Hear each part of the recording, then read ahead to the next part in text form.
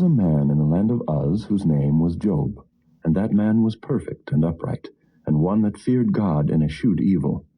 And there were born unto him 7 sons and 3 daughters. His substance also was 7,000 sheep, and 3,000 camels, and 500 yoke of oxen, and 500 she-asses, and a very great household, so that this man was the greatest of all the men of the east. And his sons went and feasted in their houses, every one his day, and sent and called for their 3 sisters to eat and to drink with them. And it was so, when the days of their feasting were gone about, that Job sent and sanctified them, and rose up early in the morning, and offered burnt offerings according to the number of them all. For Job said, It may be that my sons have sinned, and cursed God in their hearts. Thus did Job continually. Now there was a day when the sons of God came to present themselves before the Lord, and Satan came also among them. And the Lord said unto Satan, Whence comest thou? Then Satan answered the Lord, and said, From going to and fro in the earth, and from walking up and down in it. And the Lord said unto Satan, Hast thou considered my servant Job, that there is none like him in the earth, a perfect and an upright man, one that feareth God and escheweth evil? Then Satan answered the Lord, and said, Doth Job fear God for naught? Hast not thou made an hedge about him, and about his house, and about all that he hath on every side? Thou hast blessed the work of his hands, and his substance is increased in the land. But put forth thine hand now, and touch all that he hath, and he will curse thee to thy face. And the Lord said unto Satan, Behold, all that he hath is in thy power. Only upon himself put not forth thine hand. So Satan went forth from the presence of the Lord. And there was a day when his sons and his daughters were eating and drinking wine in their eldest brother's house. And there came a messenger unto Job, and said, The oxen were plowing, and the asses feeding beside them, and the Sabaeans fell upon them and took them away. Yea, they have slain the servants with the edge of the sword, and I only am escaped alone to tell thee. While he was yet speaking, there came also another, and said, The fire of God is fallen from heaven, and hath burned up the sheep and the servants, and consumed them. And I only am escaped alone to tell thee. While he was yet speaking, there came also another, and said, The Chaldeans made out 3 bands, and fell upon the camels, and have carried them away, yea, and slain the servants with the edge of the sword, and I only am escaped alone to tell thee. While he was yet speaking, there came also another, and said, Thy sons and thy daughters were eating and drinking wine in their eldest brother's house. And behold, there came a great wind from the wilderness, and smote the 4 corners of the house, and it fell upon the young men, and they are dead. And I only am escaped alone to tell thee.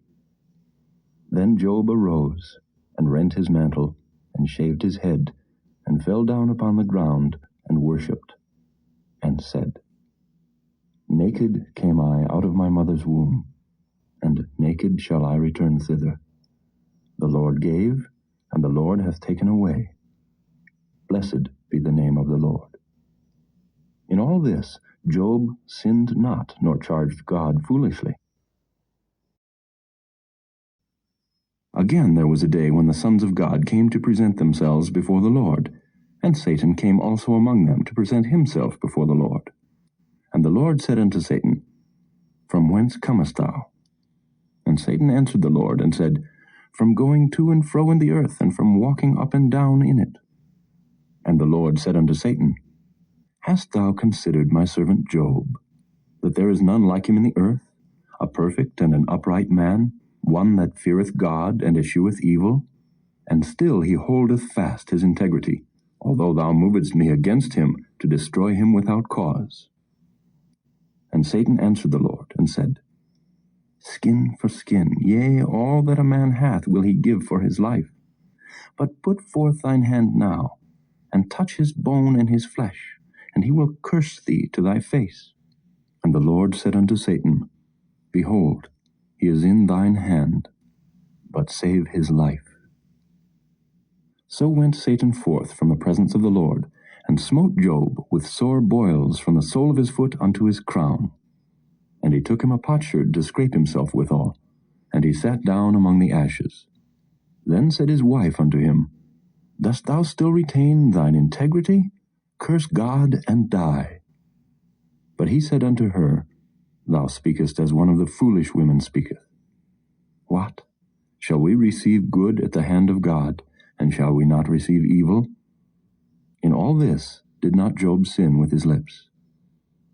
Now when Job's 3 friends heard of all this evil that was come upon him, they came every one from his own place, Eliphaz the Temanite, and Bildad the Shuhite, and Zophar the Naamathite, for they had made an appointment together to come to mourn with him and to comfort him. And when they lifted up their eyes afar off, and knew him not, they lifted up their voice and wept. And they rent every one his mantle, and sprinkled dust upon their heads toward heaven. So they sat down with him upon the ground 7 days and 7 nights, and none spake a word unto him, for they saw that his grief was very great. After this opened Job his mouth, and cursed his day. And Job spake, and said, Let the day perish wherein I was born, and the night in which it was said, There is a man-child conceived. Let that day be darkness. Let not God regard it from above, neither let the light shine upon it. Let darkness and the shadow of death stain it. Let a cloud dwell upon it. Let the blackness of the day terrify it. As for that night, let darkness seize upon it. Let it not be joined unto the days of the year. Let it not come into the number of the months. Lo, let that night be solitary. Let no joyful voice come therein. Let them curse it that curse the day, who are ready to raise up their mourning. Let the stars of the twilight thereof be dark. Let it look for light, but have none. Neither let it see the dawning of the day. Because it shut not up the doors of my mother's womb, nor hid sorrow from mine eyes. Why died I not from the womb? Why did I not give up the ghost when I came out of the belly? Why did the knees prevent me? Or why the breasts that I should suck?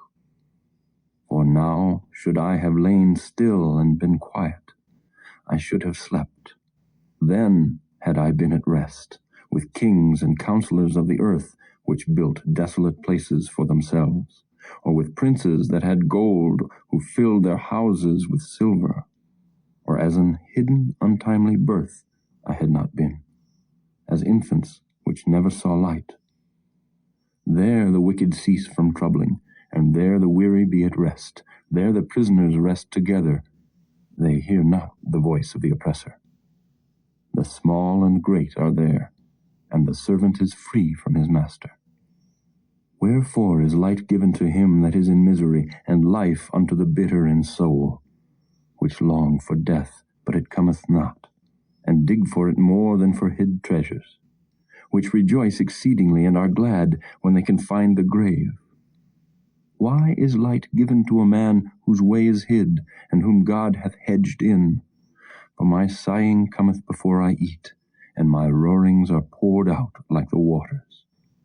For the thing which I greatly feared is come upon me, and that which I was afraid of is come unto me. I was not in safety, neither had I rest, neither was I quiet. Yet trouble came. Then Eliphaz the Temanite answered and said, If we essay to commune with thee, wilt thou be grieved? But who can withhold himself from speaking?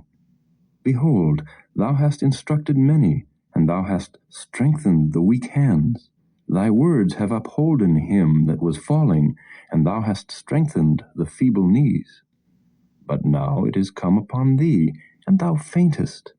It toucheth thee, and thou art troubled. Is not this thy fear, thy confidence, thy hope, and the uprightness of thy ways? Remember, I pray thee, who ever perished being innocent? Or where were the righteous cut off?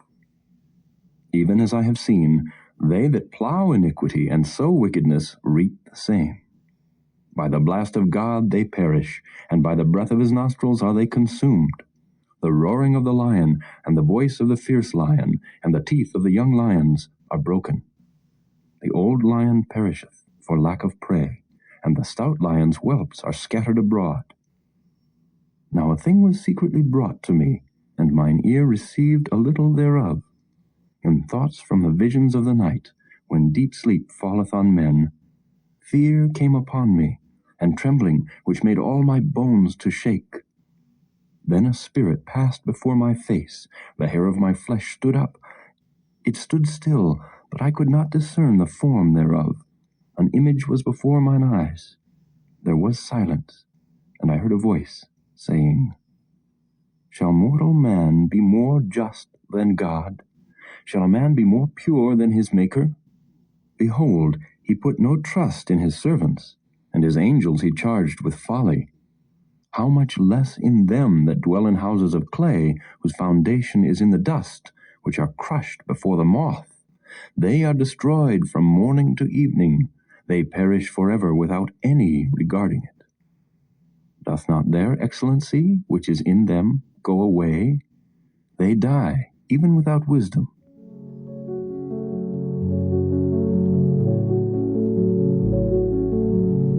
Thank you for joining us today. If you have been blessed and would like to have more of this, consider liking and subscribing. Share with friends and family as well. Join us tomorrow again. God bless you.